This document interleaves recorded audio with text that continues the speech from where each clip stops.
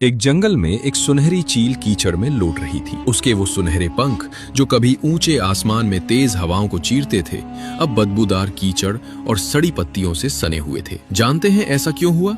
क्योंकि उसे जंगल में एक ऐसा पेड़ मिल गया था जिसके तने से मीठा नशीला रस टपक रहा था। अब उसे शिकार करने के लिए अपनी जान जोखिम में डालने की जरूरत नहीं थी और न ही बर्फीले तूफानों का सामना करना था। बस मुंह खोलो और मीठा रस पी लो। महज 2 महीनों में आसमान का वो राजा पहले से दोगुना मोटा हो गया। अब वो एक छोटी सी झाड़ी के ऊपर भी नहीं उड़ पा रहा था। एक दिन एक जहरीला सांप रेंगता हुआ आया और उसने उस चील की गर्दन को कसकर जकड़ लिया। उस चील के पास पंख फड़फड़ाने तक की ताकत नहीं बची थी।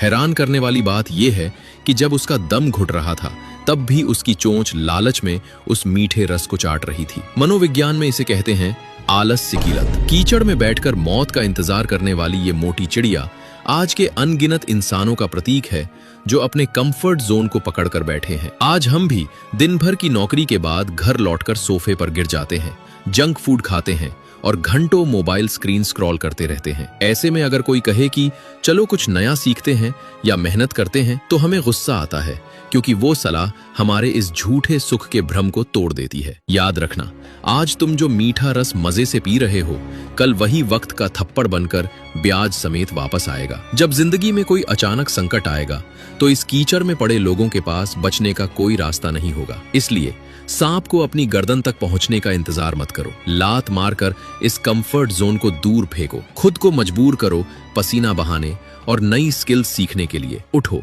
अपने शरीर से इस सड़े हुए कीचड़ को झाड़ो और वापस अपने उस खुले आसमान की तरफ उड़ान भरो जो वास्तव में तुम्हारा है।